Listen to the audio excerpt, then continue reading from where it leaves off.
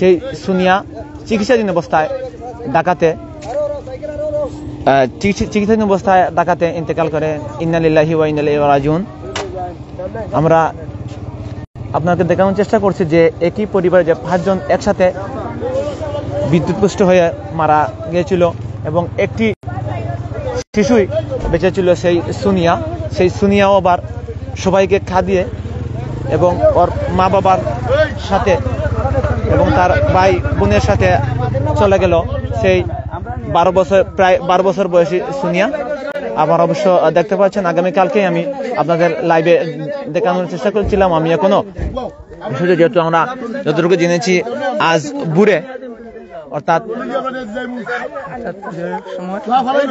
আজ ভোরেই যিনি ঢাকাতে চিকিৎসাধীন অবস্থায় শেষ নিঃশ্বাস ত্যাগ করেন এবং ওনাকে রাত্রেই সিলেট থেকে ঢাকাতে উন্নত চিকিৎসার জন্য হস্তান্তর করা হয়েছিল এবং সর্বশেষ উনি ঢাকাতে চিকিৎসাধীন অবস্থায় ইন্তেকাল করেছেন যতটুকু আমরা জানতে পেরেছি এবং ওনাকে ওনার বাড়িতে নিয়ে আসা হয়েছে। আসলে ওদেরকে জানিয়ে দেব যে সেই সুনিয়ার জানাজার নামাজ কবে এবং কোথায় অনুষ্ঠিত হবে। আপনার পল্লী বিদ্যুতের মানুষ আনছেন আর নিয়ে তাই কইছেন, তারা ডাল খাটিয়া গেছেন, কইছেন একটা ব্যবস্থা করে দিবা, এখনো কোনো ব্যবস্থা নাই। তো মানে গতকালকে যে ঘটনা ঘটেছে এই ঘটনার পর আপনার কি আতঙ্কে আছেন? খুব আতঙ্কিত আমি গরু এখন আমার আর বাচ্চাইন তোর আব্বা এখন গরু আর তুমি থাকবে না হরিয়া থাকো, আর দুদিন থেকে ব্যবস্থা কোনটা না করেন আমার কারেন্টের দরকার নাই, লাইন খুঁজে তা আপনারা কি পল্লী বিদ্যুতের কাউকে জানিয়েছিলেন গতকালকে ঘটনার পর? কি জানিয়েছিলেন? কালকের খান আর জানাইছি না, আগে আগুন লাগছিল গতবার মৃত্যু বানোর দিন 2 লাইনে খান হইয়া এত খান আমি করেছি। নিহত হয়েছে আসলে অনেকেই আসছেন আমাদের এই সেই লাশটি দেখার জন্য এবং অনেক সুশীল সমাজের ব্যক্তিরা আসছেন। আমি যদি এরপর যে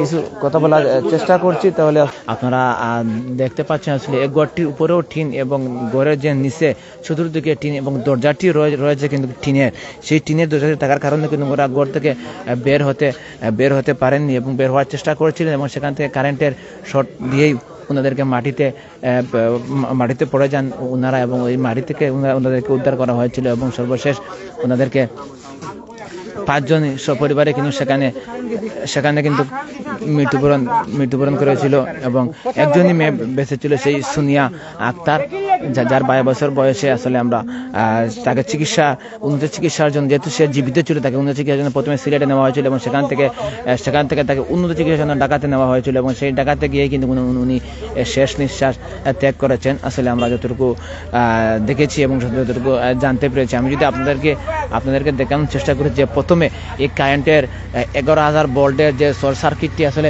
কোথায় পড়েছিল এবং কোথা থেকে সেই আগুনের সূত্রপাতটি হয়েছিল আমি আপনাদেরকে যদি দেখানোর চেষ্টা করতে অবশ্যই আপনারা দেখতে পাবেন। আসলে এই জায়গায় প্রথমে কারেন্টের লাইনটি কিন্তু তার ঘরের টিনের উপরে পড়ে যায়, এই জায়গায় কিন্তু কারেন্টের প্রথমে লাইনটি কিন্তু পড়ে যায়। এবং আরেকটি বিষয় জানিয়ে রেখে যেহেতু আমার কথাটি আগে বলার কথা ছিল, আসলে যে পরিবারে এই ফজলুর রহমান আবরা বাক প্রতিবন্ধী, তার ঘরেতে কিন্তু বর্তমানে কোনো কারেন্ট সংযুক্ত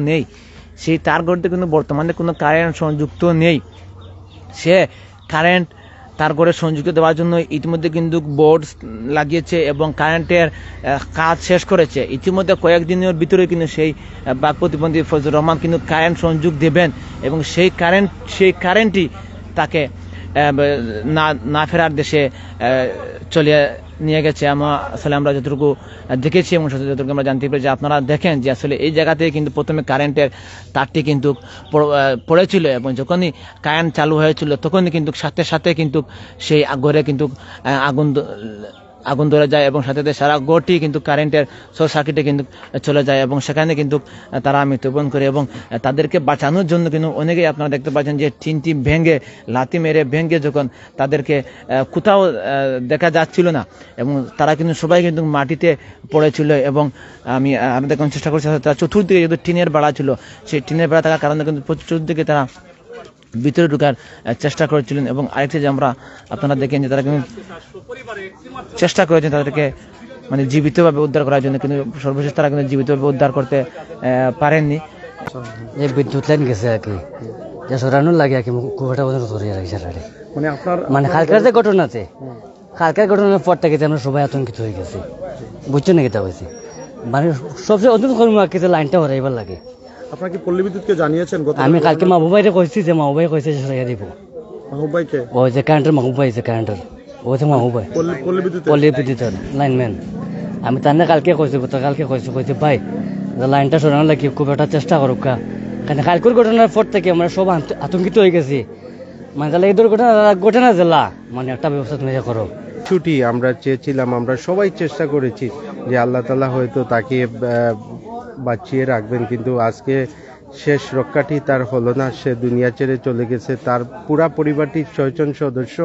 আসলে এই যে গাফলতিটা আমি বলবো যে এইটা পল্লী বিদ্যুতের, কারণ তারা যদি চাইতো যে একটা, কারণ তাদের অবশ্যই একটি সরকারি ক্ষমতা আছে যে যদি তারা লাইনের নিচে কোনো গড় থাকে সেই গড়টা তারা তুলে দিতে পারতো যে কোনো প্রশাসন দিয়ে, কিন্তু তারা সেটি করেনি।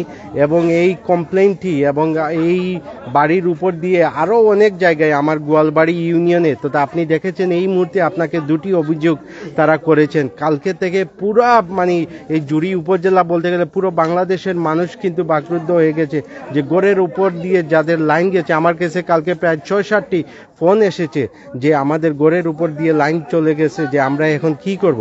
তারপরেই আমি বললাম যে আপনারা আসুন, আমাদেরকে আপনারা কমপ্লেইন লেখেন, আমরা ডিজিএম বল লেখাতে আমরা কমপ্লেইন দেব।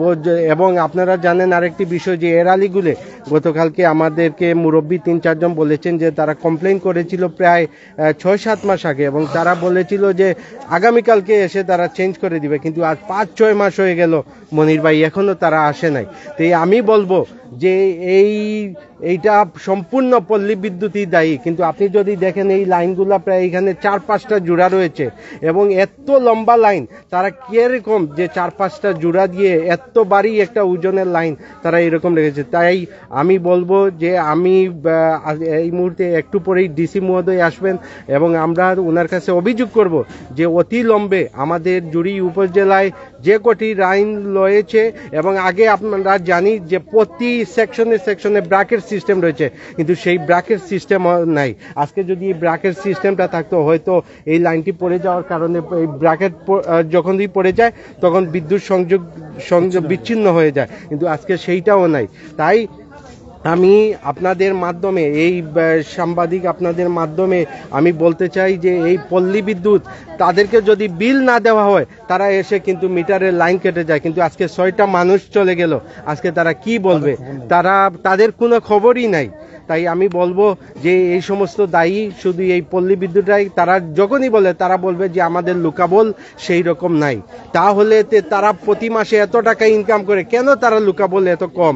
তাদের আজকে এই গাফলতির কারণে আমাদের 6টা প্রাণ চলে গেল। তাই আমি চাই যে আগামীতে যেন এইরকম ঘটনা না হয়, এবং সঠিক এখন তদন্ত টিম আসবে, তদন্ত টিম এসে দেখবে। আমরা চাই যে যদি এরকম দোষী তারা হয় তা অবশ্যই তারা এই শাস্তির প্রাপ্য হিসেবে আমি গণ্য করি। আর আপনারা সবাই দোয়া করবেন, কারণ আল্লাহর হুকুম ছাড়া তো কোনো কিছু হয় না। তারপরে আমরা সবাই সতর্ক থাকবো, এবং এই মিডিয়ার মাধ্যমে আমি জুড়ি উপজেলার প্রত্যেক উপজেলাকে বলতে চাই, যদি আপনাদের ঘরের উপর দিয়ে কোনো লাইন যায় দয়া করে আপনারা এসে ইউনিয়ন পর্যায়ে চেয়ারম্যান মেম্বার তাদেরকে জানান। যদি পল্লী বিদ্যুৎ না নিয়ে নেয় আমাদেরকে বলবেন। আমার মনে হয় জুড়ি উপজেলা তথা সিলেট জেলার মধ্যে এত বড় দুর্ঘটনা আমার জানা নেই।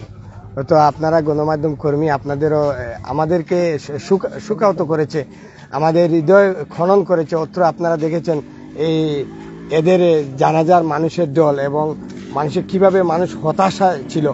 আসলে এখন মানুষের ভিতরে একটা আতঙ্ক বিরাজ করতেছে।